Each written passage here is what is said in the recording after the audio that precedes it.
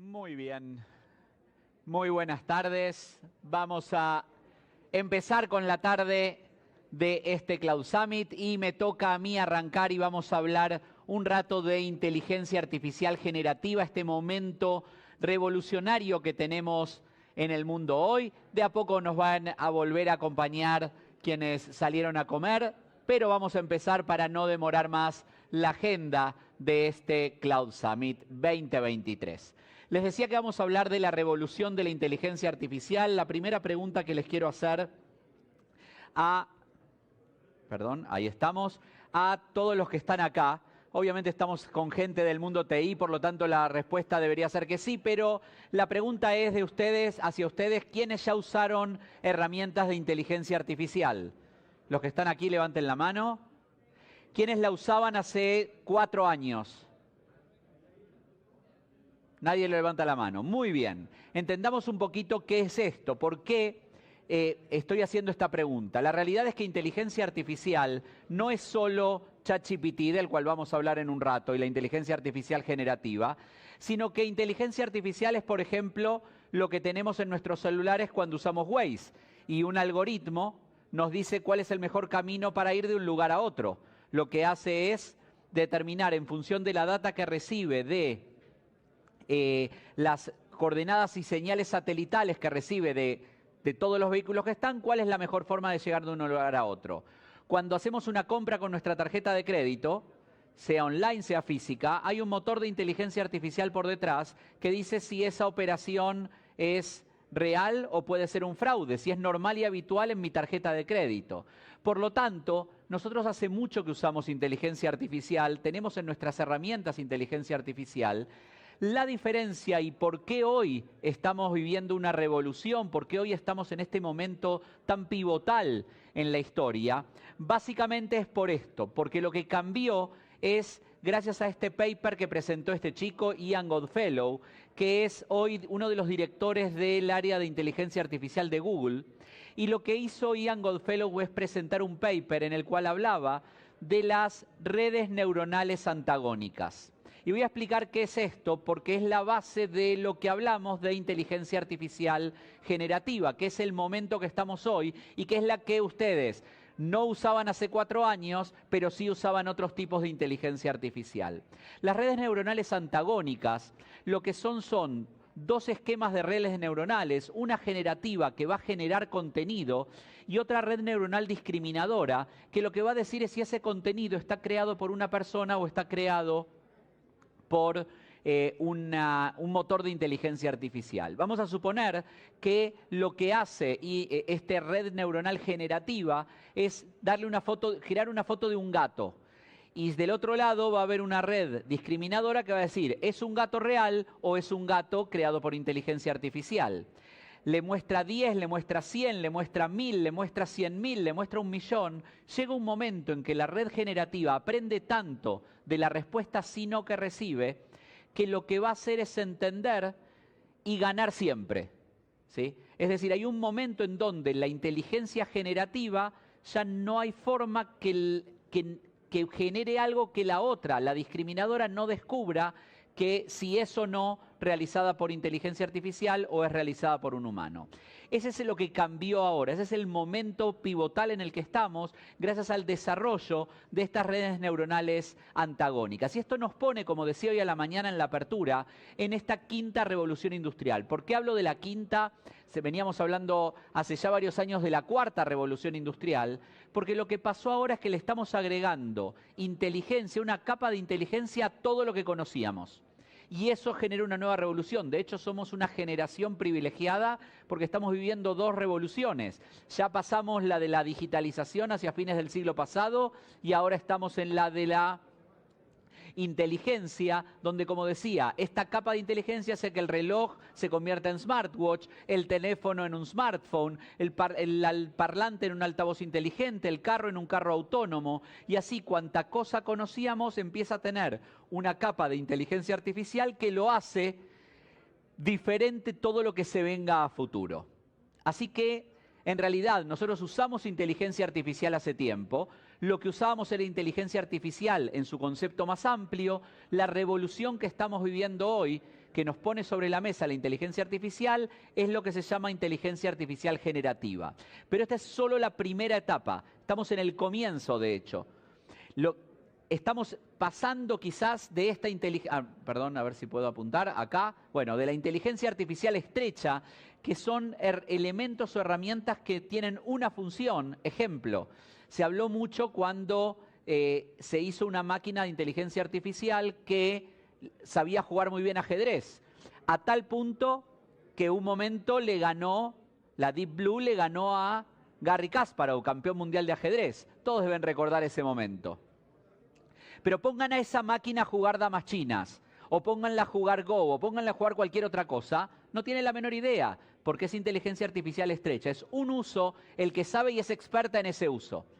Hoy estamos ya con algunos tipos de inteligencia artificial general, donde ya empiezan a comprender contexto y empiezan a poder servir para diferentes funcionalidades. La tercera, que es la que a algunos les da miedo para el futuro de la humanidad, en realidad está en un estadio totalmente hipotético.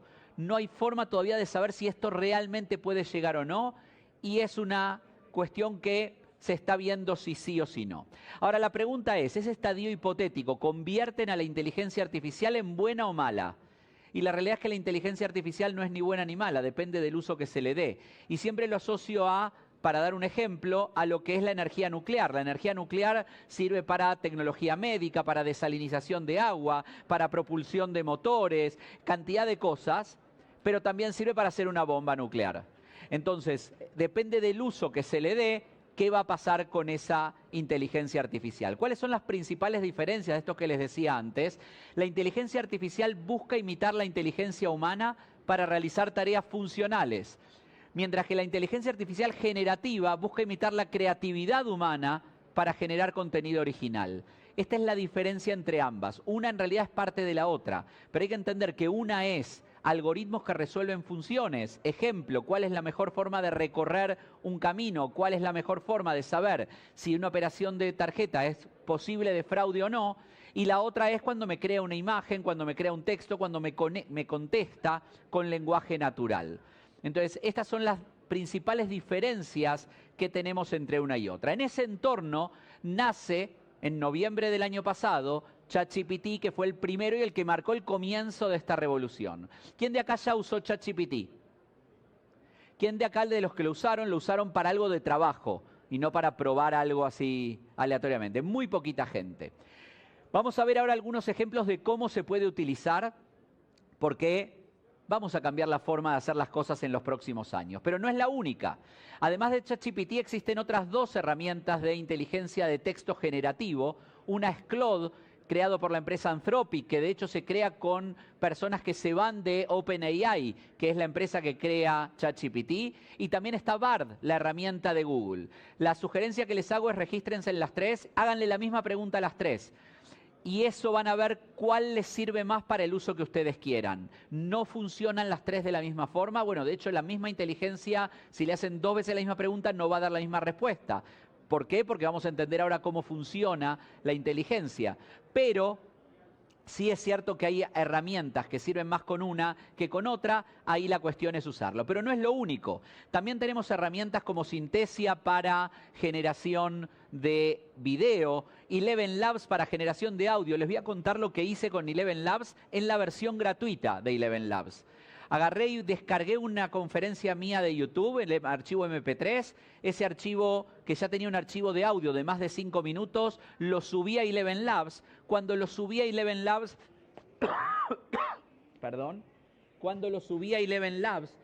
Además, agarré un texto sobre microbiología, de lo cual no sé absolutamente nada, lo pegué en esa plataforma y le dije, ahora léelo con mi voz. Y me escuché a mí leyendo algo de microbiología, de lo cual, insisto, no sé absolutamente nada. Entonces, estas son cosas que hoy se pueden hacer. DALL-E o Midjourney, herramientas para crear imágenes. Salvo que uno le pida una imagen de un caballo volando, que sabemos que no es real y fue creado por inteligencia artificial, pero les va a dar un caballo precioso volando, la calidad y cantidad de imágenes que se pueden generar hoy es impresionante.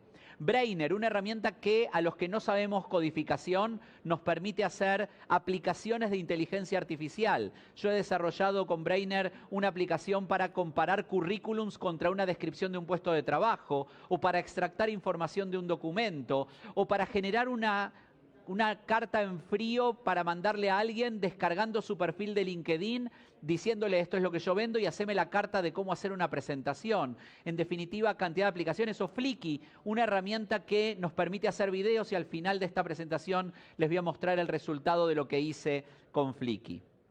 Pero en realidad esto no es nada al lado de todo lo que hay.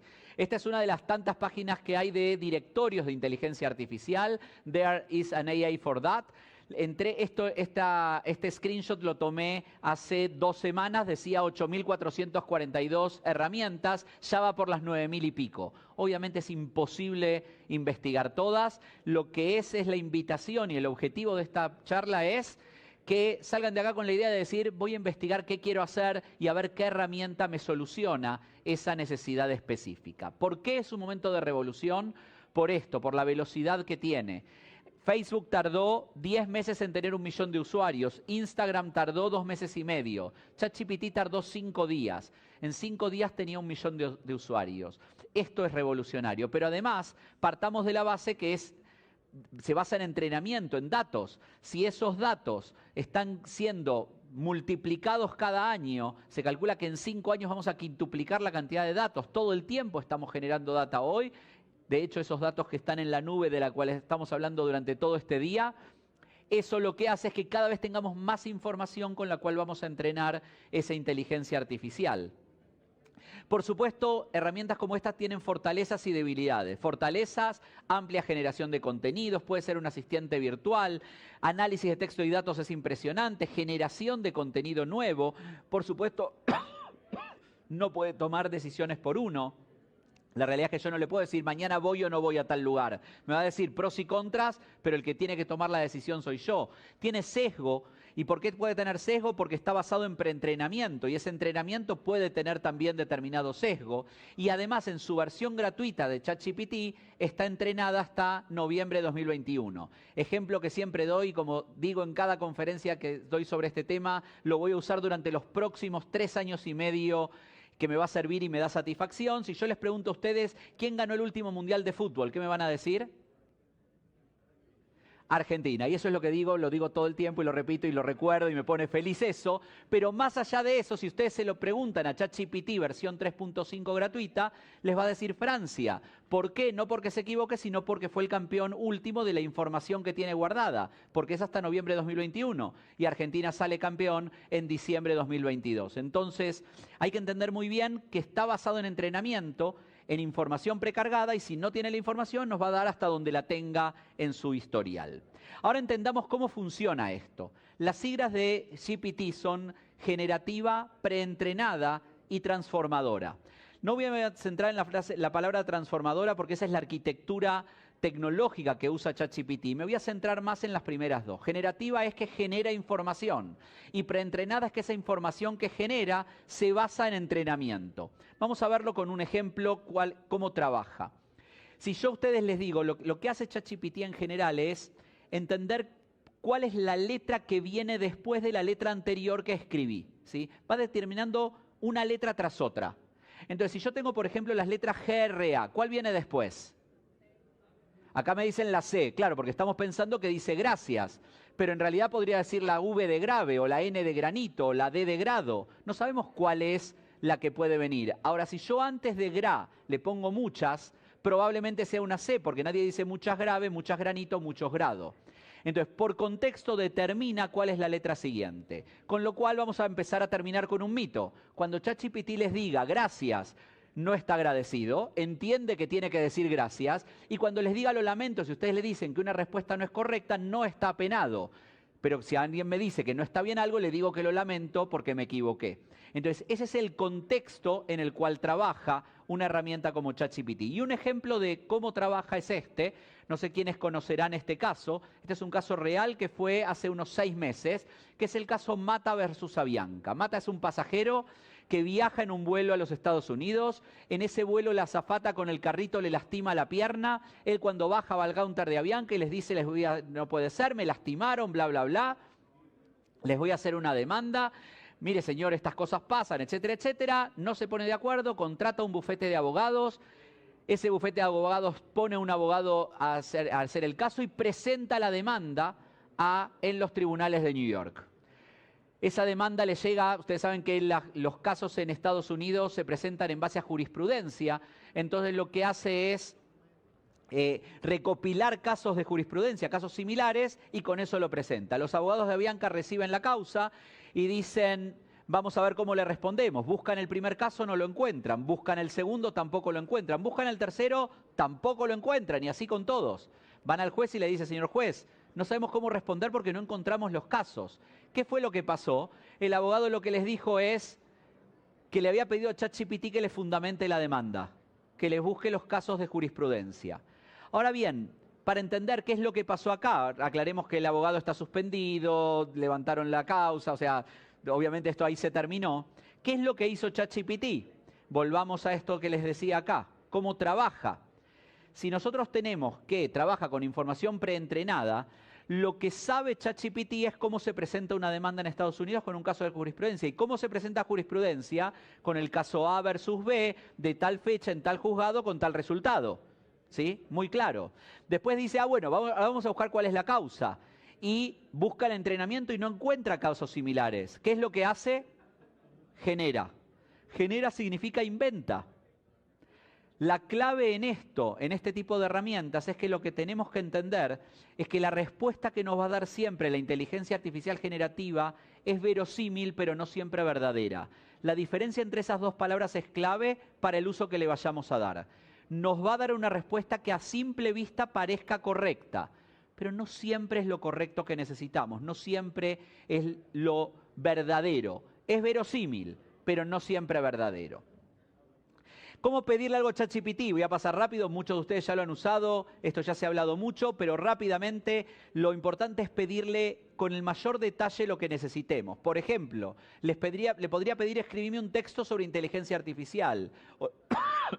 O le diría, hacelo con inteligencia artificial para pymes, o hacelo además de 200 palabras, o hacelo además para escribir un blog. Cuanto más yo le defina ese texto, más certero y más cercano a lo que yo ocupo es lo que me va a dar ChatGPT. Ejemplo, hace poco di un taller en Panamá y en ese taller yo le pedí a ChatGPT si me podría hacer como un artículo de un blog de turismo de los puntos más importantes para hacer turismo en Panamá. Y me dijo, por supuesto, aquí lo tenés, Ciudad de Panamá, comienza tu visita en la capital donde encontrarás el famoso Casco Viejo, un barrio histórico con hermosas calles empedradas, San Blas, archipiélago de islas, etcétera, etcétera. Y ahí me iba haciendo un artículo que casi que le podía dar copy-paste para un artículo de un blog de turismo para ser utilizado, ¿verdad? Ahora después le dije, ahora cambiame el tono de redacción, hacémelo en contenido romántico, en tono romántico. Y me dijo, Ciudad de Panamá, embárcate en un viaje lleno de romance por la capital, donde las callejuelas empedradas del Casco Viejo, y así ustedes van a ver que la redacción es totalmente diferente. Pídanle una pregunta y después díganle qué tono quieren que le dé la respuesta, cuál es la audiencia, qué formato quieren que tenga. Cuanto más le describan, más específico va a ser y mejor va a ser la respuesta que les dé ChatGPT.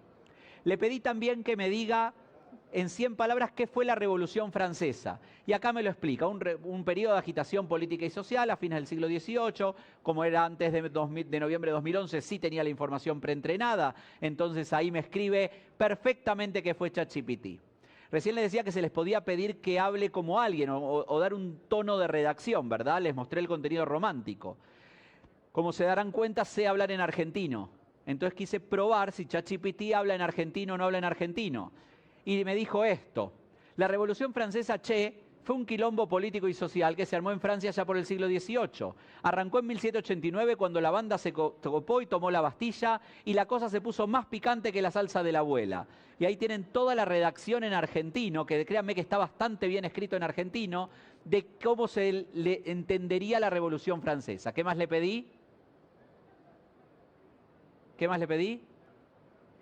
Que me lo haga en tico, claro, y ustedes me van a decir qué tal está si me lo hacen tico.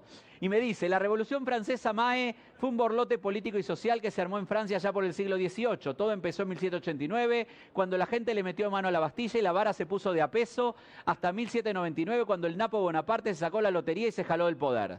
La movida era porque había un montón de desigualdad, los patrones estaban explotando la gilada y la gente quería pura libertad, igualdad y compañerismo. Armaron una república y ¡pum! Mandaron a la mierda a la monarquía y a los mamotretos ricos. La Revolución Francesa dejó su huella en Europa y fue el coco que despertó las demás revoluciones en el resto del mundo. ¿Qué tal está? ¿Bien, más o menos? ¿Sí? No está perfecto. Tiene algunas cosas que están bien, el MAE está perfecto, etcétera, etcétera, pero no está perfecto. ¿Cuál es el tema con esto? Que de nuevo me va a dar una respuesta verosímil. Y si yo nunca hablé con un costarricense, probablemente diga, así habla un tico.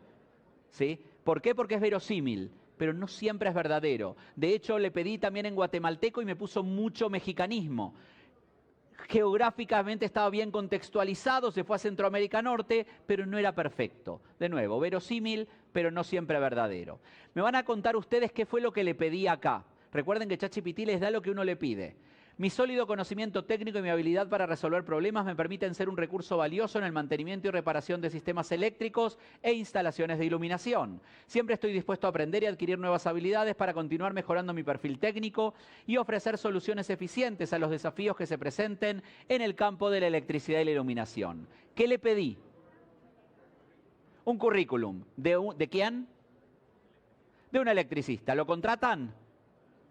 Por lo menos pasa la entrevista. No sé si lo contratamos, pero digamos que lo podríamos recibir. Lo que le pedí fue, describe en forma profesional y formal sin poner específico lo que hice, pero mostrando un perfil técnico y profesional que sé cambiar un bombillo. ¿Sí? Y ese fue el resultado que me dio. Entonces, de nuevo, hay que tener cuidado con qué le pedimos y cómo se lo pedimos a ChatGPT para ver la respuesta que nos va a dar, pero cuanto más específico y jueguen con esto, a pedirle cosas y cambien el formato, pidan en formato, no sé, antes, durante y después, pidan en formato de FODA una descripción, lo que ustedes quieran. Sirve para crear encuestas.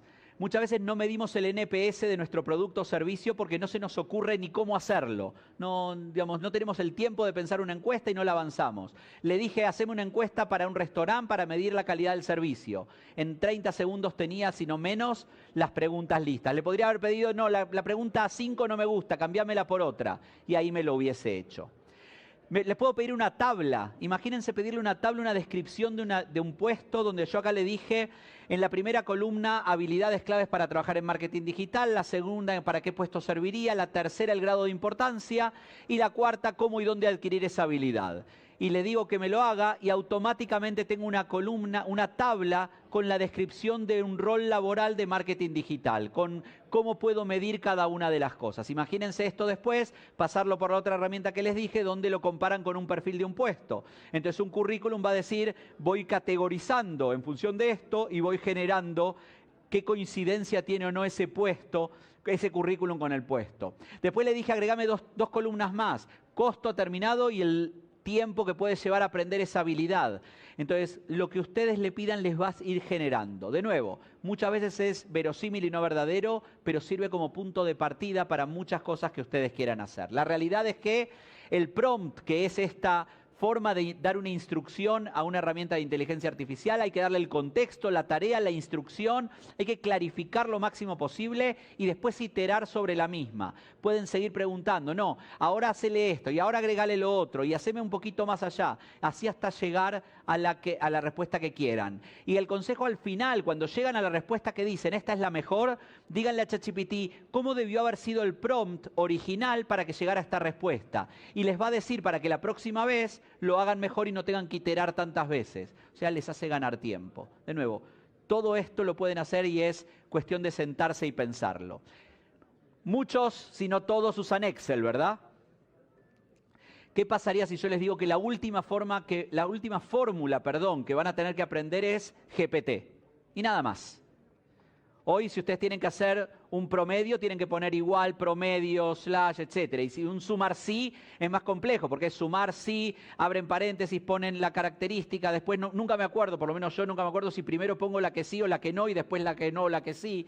Entonces tengo que ir a la ayuda y ver cómo era la fórmula. ¿Qué pasaría si de ahora en más la fórmula va a ser, abro paréntesis, o sea, pongo igual GPT, abro paréntesis y le digo, sumar si la columna A es menor a 3 y la columna B es mayor a 5. Y lo pongo en lenguaje natural, sin tener que aprenderme ninguna fórmula. Esto hoy con la integración de ChatGPT con Office 365 o con G Suite ya se puede hacer. Hasta pueden crear fórmulas nuevas. Les doy un ejemplo con esto.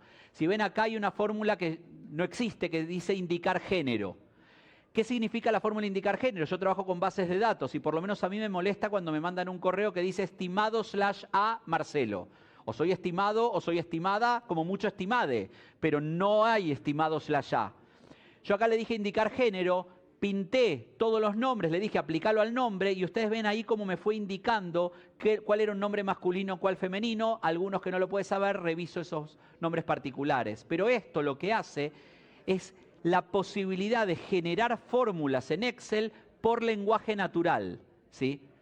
Entonces, eso cambia la forma de trabajar cualquier planilla de cálculo, donde no sabíamos cómo se hace determinada cosa y ahora nos lo puede hacer ChatGPT. Ni que hablar que en la versión 4, que es la versión paga, que cuesta $20 por mes, tampoco es que desfalcamos una empresa, y le ponen lo que se llama el Analytics de GPT-4, ustedes le pueden subir una tabla de Excel. Yo esta prueba en los talleres que hago la hice con una tabla de 17.000 filas por 59 columnas, o sea, mucha data.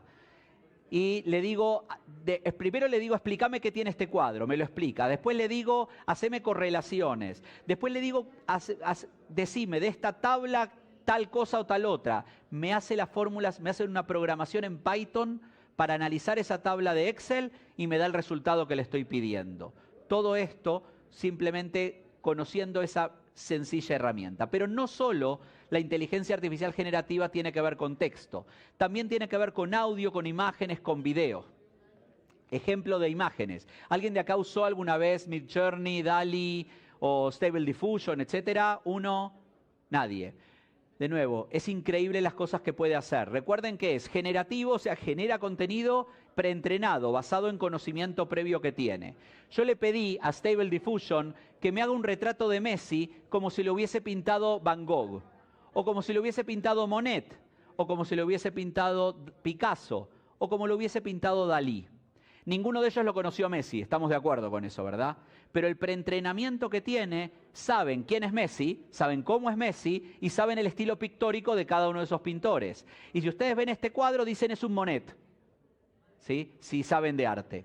Con lo cual, por inteligencia de imágenes, pueden pedirle lo que ustedes quieran que les va a generar esa imagen y después pueden iterar y profundizar sobre el desarrollo de esa imagen. Pero no solo por texto, sino que también lo pueden hacer por imágenes, cargándole como prompt o como input una imagen. Acá se le dijo que haga una simbiosis de la cara que está arriba con la que va cambiando acá. Estas personas no existen, están formadas entre esta y esta. Sigan a una en particular y van a ver cómo la simbiosis es casi perfecta entre ambas imágenes. Es decir, que el input no es texto, el input son dos imágenes para que me haga una fusión de las mismas. Y esto con imagen, pero también lo podemos ver con audio. Freddie Mercury, Queen, mi grupo favorito cuando era adolescente, creo que todavía hoy es de la música que más me gusta, nunca cantó canciones de los Beatles. ¿Sí? Sin embargo, por inteligencia artificial, lo hicimos cantar Hey Jude. Don't make it bad. Take a sad song. Ese song solo es de Freddie Mercury, ¿verdad? Si lo escuchan es él, definitivamente. Y eso es por inteligencia artificial preentrenada con la voz de cada uno. Y los Beatles nunca cantaron canciones de Queen. Sin embargo, acaban de escuchar a John Lennon cantando Rapsodia Bohemia. Is this the real life? Is this just fantasy? Caught in a lens. Y les dije que les iba a mostrar, ya casi terminando, lo que hice yo con Flickr. Flick es una de las herramientas que les comenté antes de inteligencia artificial generativa que permite hacer video. Yo tenía que dar una conferencia sobre inteligencia generativa aplicada al e-commerce y dije, vamos a hacer un video. Entonces agarré y le pedí a ChatGPT que me haga el guión de ese texto que puede ser y que ese guión me ponga además características de resultados de aplicaciones de la inteligencia artificial generativa y luego me haga además ejemplos de empresas que lo están usando. Eso lo copié, le hice copy-paste, ¿sí? En esta herramienta Flicky, me lo separó en párrafos. Flicky me preguntó, ¿querés que yo te elija las imágenes o querés elegirlas vos? Le dije, no, hacelo vos. Entonces agarró y me buscó en su base de datos, entendiendo el contenido del texto que yo había puesto en cada uno de esos párrafos, y me buscó imágenes de video con royalty free, es decir, sin costo de derechos. Después me dijo, ¿qué tipo de voz querés? Le elegí el tipo de voz. Me dijo, te sugiero estos tipos de música para ponerle de fondo. Conclusión, en aproximadamente 13 minutos, porque me cronometré desde que escribí el prompt en ChatGPT hasta que exporté el MP4 en Flippy, llegamos a este resultado. ¿Cómo es que ciertas tiendas en línea parecen conocer tus gustos y preferencias a la perfección? ¿O cómo es que ciertas plataformas te muestran productos que ni siquiera sabías que necesitabas? Bueno, detrás de esa magia hay un poderoso aliado, la inteligencia artificial. El mundo del comercio electrónico ha sido revolucionado por esta tecnología, permitiendo a las tiendas no solo ofrecer productos, sino experiencias personalizadas a cada cliente. Y hoy, te voy a mostrar algunos de los usos más fascinantes de la IA en este sector. Chatbots y atención al cliente. Sephora's Virtual Artist es una tienda de cosméticos que utiliza un chatbot para responder preguntas de clientes y ayudarles a elegir productos. Además, permite a los usuarios probar virtualmente productos de maquillaje gracias a la IA, mejorando así la experiencia del cliente. Gestión de inventario y predicción de demanda. Walmart, el gigante del retail, utiliza algoritmos de IA para anticipar qué productos serán más cada uno de los textos me pone un video, insisto, royalty free, que aplica a ese texto que está generando. ¿Sí? Y esto lo hizo automáticamente entendiendo qué era la información que tenía en ese texto. Esto aumenta la confianza de los usuarios. Visión por computadora para búsquedas visuales. ASOS es una tienda de moda en línea que permite a los usuarios subir una imagen de una prenda que les gusta, y el sistema busca productos similares disponibles en su catálogo. Análisis predictivo para abandono de carrito. A través del uso de la IA, las plataformas de comercio electrónico y así podríamos seguir con el ejemplo. Es un video de 4 minutos que, insisto, ustedes piensen lo que les llevaba a hacer un video como esto antes. En 13 minutos generé un video con imágenes, con textos, con audio, con música, editado y con imágenes royalty free, listo para ser usado en una conferencia sobre comercio electrónico. La pregunta es, ¿podemos frenar este futuro? La respuesta es no. Durante a lo largo de la historia hubo muchos intentos de frenar el futuro. Si lo ven, los amanuenses en la Edad Media trataron de frenar el crecimiento de la imprenta. ¿Por qué? Porque los iba a dejar sin trabajo. Eran los que escribían los libros a mano. ¿Y qué vamos a hacer nosotros? Y los luditas fue un movimiento que en finales del siglo XVIII existió en el Reino Unido, que en la noche entraban a fábricas donde había una máquina a vapor y la destruían. ¿Por qué? Porque cada vez que entraba una máquina a vapor en una fábrica salían 400 operarios. Entonces decían, no vamos a dejar sin trabajo a la gente. Y entraban y destruían. Este fue un movimiento muy fuerte en el Reino Unido allá por el siglo XVIII. Pero me voy a ir más cerca. En la década del 60 se hizo una manifestación de profesores de matemática en Estados Unidos para que prohíban el uso de la calculadora en la escuela. ¿Cómo vamos a enseñar el cociente en la división si los chicos van a usar una calculadora para hacer una división? Imposible. Y esto existió. Incluso con ChatGPT, en el mes de enero, el día 9 de enero, salió una nota en CNN que decía que las escuelas públicas de New York prohíben el acceso a ChatGPT.